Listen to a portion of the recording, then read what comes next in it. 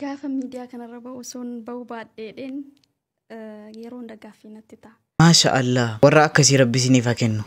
በዓለም ሁለተኛ በአፍሪካ አንደኛ ሆና ውድድሩን አጠናቃለች። ኢትዮጵያ keessa akka ዓለማatti bareedinaan lammaffaa baateet አፍሪካ keessa tokkoffaa የሃጫሉ የቀድሞ ባለቤት የሆነችው ወይዘሮ ፋንቱ ደምሴ በአዲስ ህይወት ውስጥ ገብታ አዲስ ትዳር እንድትመሰርት እንደሆነ haati manaa Haacaaluu Hundeessaa gaa'ela gochuuf qophiirra jirti jedhan.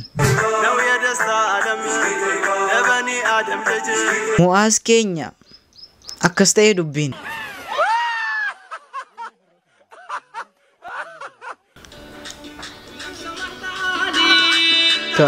تعالي شوفي هالي بعدين انتم نقول فينا طريقوتي لانتين نقول فينا يوم سمع تعالي شوفي هالي.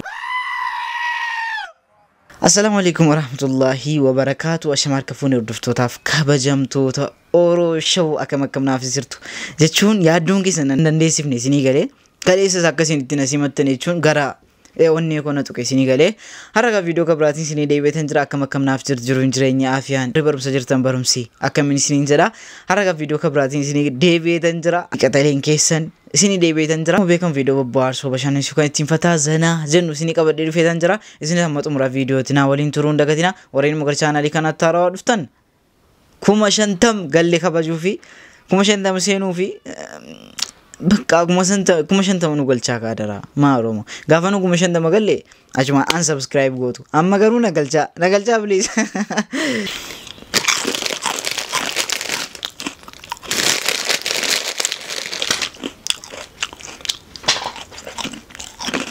نعم كم شنت منو قال شا سنين جدا رو مو كم كينيا سارة جدا ما كينيا بقى أجمع كم شنت منو قال شا ما ركوا كبا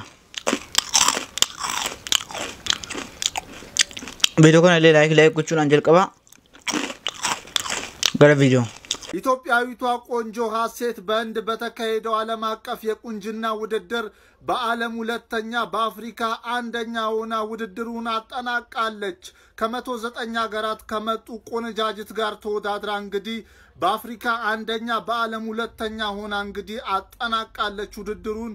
አኩማ አርጊተን ባሬዱ ኢትዮጵያቲ ደንኩን ባሬዱ ኢትዮጵያቲ አካ አፍሪካቲ tokkoffaadha akka addunyaatti immoo lammaffaa baate jechaadha mucattiin kun kan mucattii kan cacaaltu jirtu babbareedduun hordoftootuma koo kana keessa iyyuu ni boom garuu jechuun waa baay'eeti ilaalama miti garuu yaa dhaabiin wanta argee bakka jira miti garuu hin laalle malee babbareedduun jiru nu birayyuu babbareedduun jiru isin galee maal jettu kana hundaa kana maal jettu simmeeme bareeddi xalayyaa jaalala afanu makeetiin dubbisati kana ani mita afanu makeetiin dukaan arge kun aadaa bashoko qayyabadhu dubbisi sirriitti moodela geemti dubbisi sirriitti maal saarta agarsiisme erregaan wanarra baraniisi dubbisa maal saarta maal site Oma, mana dah kun? Mana ni jumpa kau kau ikan durani nala ada tu. Maljar update iskinan nala fidi me malo. Bisa dah do. Fidi.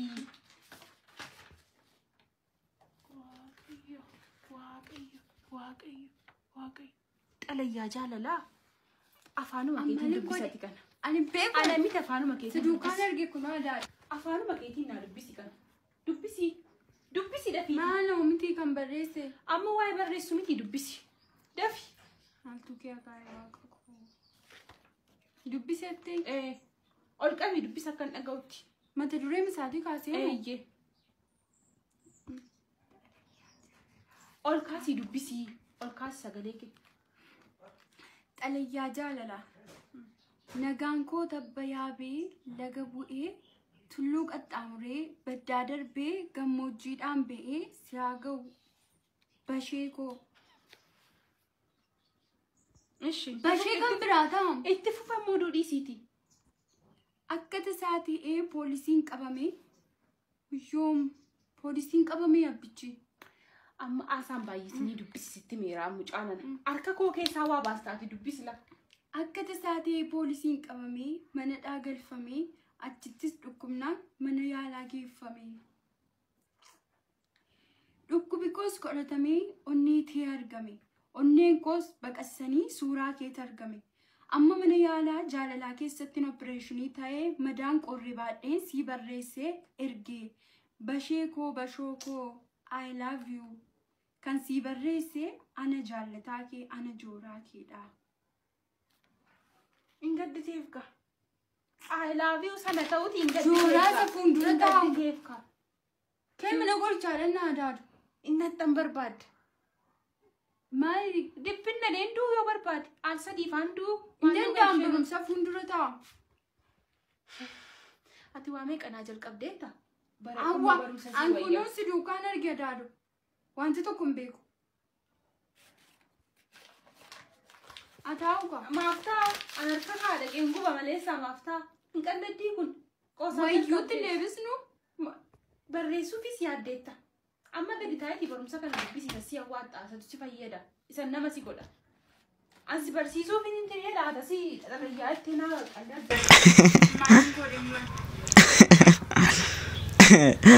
Wayyo bashoo koo. Hiikkasiin maadhi isaa wallahi mucattiin mannatti solte aan. Mucattiin mannatti solte. Ayi bashoo. Akkasuma garaa danda'a barumsa fuulduree ta'a jetti. Baguma adaadaa kee taate. Baguma adaadaa kee taate silaasii ajjeeftee tatoodha kee taate. Miskiin moo wayiiti malee. የሀጫሉ የቀድሞ ባለቤት የሆነችው ወይዘሮ ፋንቱ ደምሴ በአዲስ ህይወት ውስጥ ገብታ አዲስ ትዳር እንድትመሰርት እንደሆነ እየተሰማ ሲሆን ማን ነው የሚለውን ወደ እናንተ በኋላ የምንናገረው የሆነ ሀጫሉ ጋር ግን ትውውቃቸው ይህንን ይመስል ነበር። ታዲያ ሀጫሉ ካረፈ ከ4 ዓመት በኋላ ኪያ እዛው አካባቢ ካለ ከአንድ የኦሮሞ ተወላጅ ጋር የፍቅር ህይወት ውስጥ እየገባች እንደሆነ በቅርብም ወደ ትዳር ሊገቡ እንደሚችሉ እየተሰማ ሲሆን ጉዳዩ እውነት መሆኑን በመናረጋግጥበት ጊዜ ከሙሉ መረጃ ጋር ወደ እናንተ እናደርሰዋለን። ሀጨን ነፍስ ይማር እያል ኪያን ደግሞ ወጣት ነችና ወደ ጋብቻ ከገባች መልካም ህይወት እንላለን። ዱጋዳ ወንቲ ኩን ቪዲዮን ሶሻል ሚዲያ ራ ዲዲ ማጅራ አችማን ሲኒፍ ዲኤስ ቻዳ ማልጀዳሩ ሃቲማና ሀጫሉ ሁንዴሳ ገረጋ ኢላቲ ገሉዳፍ ቆጲራ ከጅርቱ ሂማ ማጅራ Atuun dhagayin maayini dhugaadha wanti kun dhugaadha meemi warri dhageessan warri waan akkasii dhageessan garuu ammallee ijoolleedha heerumuu siin dandeessi isinis nama warra sirratti falmii qabdan jirtu atoo heerumte maal isinti fakkaata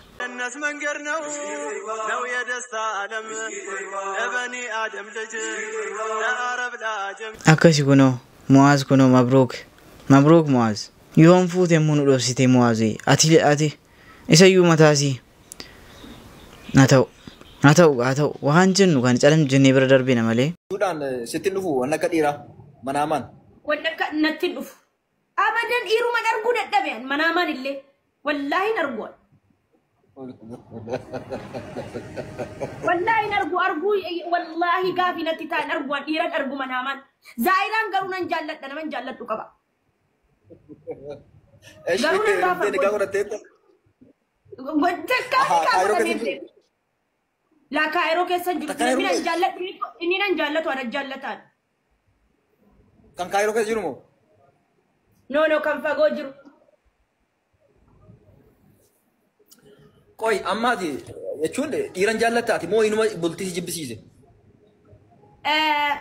dhiiran marata baqa dhiira nagayaan dhabe dhiira akka dubartiitti haasa'uu fi dhiira akka dubartii diddibatee deemuu fi dhiira tasa viidiyoo hojjetaa hidhii isaachi dabsee dhiira muuziqaadhaan hojjetaa ooluun jaalladhu tokko kana rakkoon koo dhiira raappariin jaalladhu dhiiruma nagaan dhabe.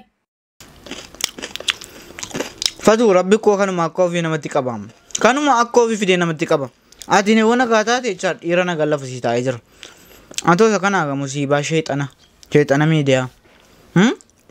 Akkamitti rabbi akka dhiira bareedaa barbaadde egaa dhiirri yeroo kana wuddii ta'eera baay'ee wuddii dhiira akkas qaala jettee ati dhiira nagaa hamzaadhuma kana kadhadhu.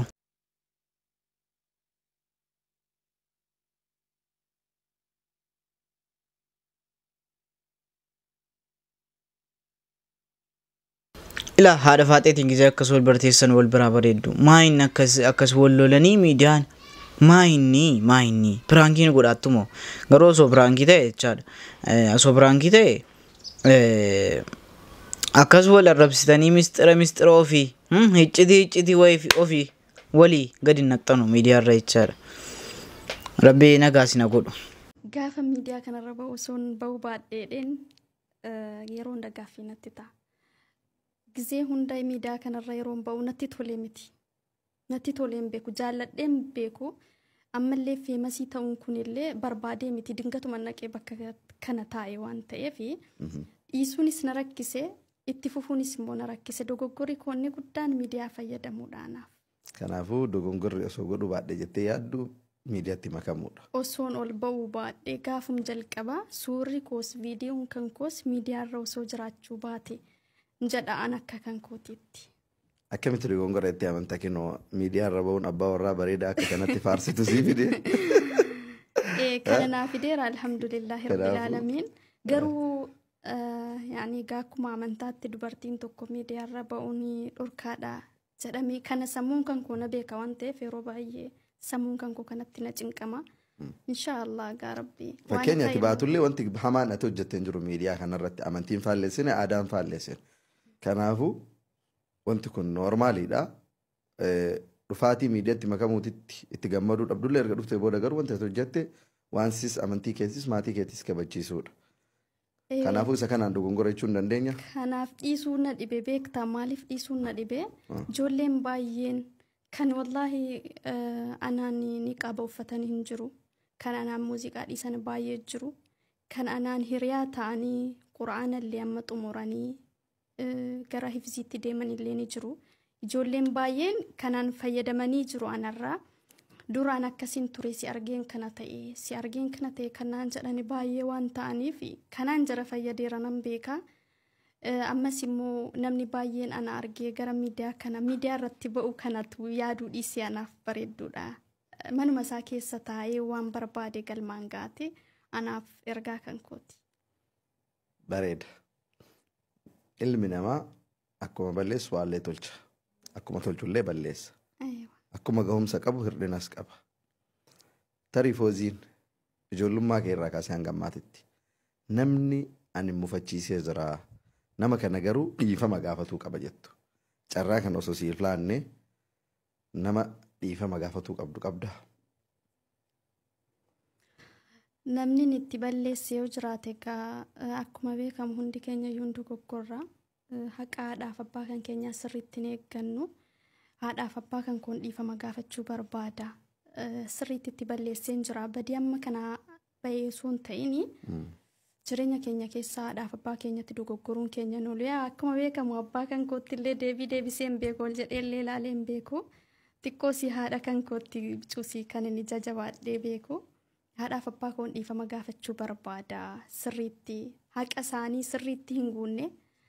Akka jirri yaadanii sirriitti hin taane kan ammoo kun kan rabbiiti ta'us immoo haqa isaanii sirriitti hin baanne waan ta'eef isaaniin dhiifama gaafachuu barbaada.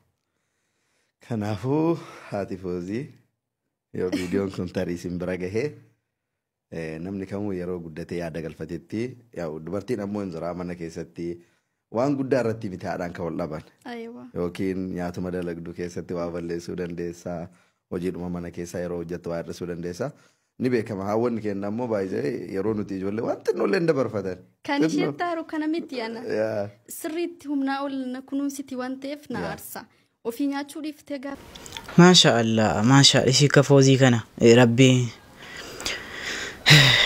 rabbiin isiniif haa kennu warra dhiiroochi nuuf haa kennu maannu isiniif haa kennu. Egaa viidiyoon irraa qabadee kana fakkaata. Masha Allah isin tole isin bohaarsiisin gammachiisee yaada keessan immoo komentii irratti naa barreessuun dagatina viidiyoon irraa kana fakkaata. Dandeenye baay'isoo yoo dandeenye miidiyaa kana irratti maal goona yoo dandeenye laayiviidhaan jira miti fakkeenyaaf laayiviidhaan ijoollee tokko tokko haasofsiisuu qunnamuun hin danda'a. Mimi ijoolleen isiniif qunnamuu barbaadu. Ijoolleen an isiniif interview gochuu barbaadan jechaadha. Mimi komentii irratti naa barreessaa eenyuun osoo interview goonii laayiviidhaan dhiyeessuun ayyaala jechuun broadcastis meeshaa tokko tokko nama barbaachisaa asitti waamanii interview gochuudhaaf jechaadha. Osoo akkas hin taane laayiviidhaan jira. Laayiviidhaan isinis teessee garuummaa ediit godhamee asitti gadhiifama jechaadha. Akkasiin na yaadaara yaada tokkoon qaba.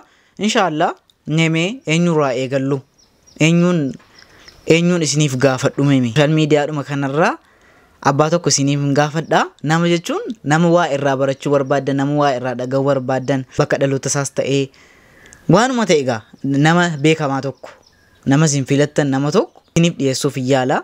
Laayiviidhaan hin danda'ama. Anis asuma taa'ee tan laayivii godhee abbichis achuma taa'ee achumaan interview san edit godhee tan isiniif dhiyeessa. Meemee abbaa tokko koomentiirra naaf kaa'uun dagatinaa. Inshaallah yoo rabbi na gargaare isiniif dhiyeessan jedha. Haga viidiyoo kabiraatti walitti deebinutti Oroo Show. Bye.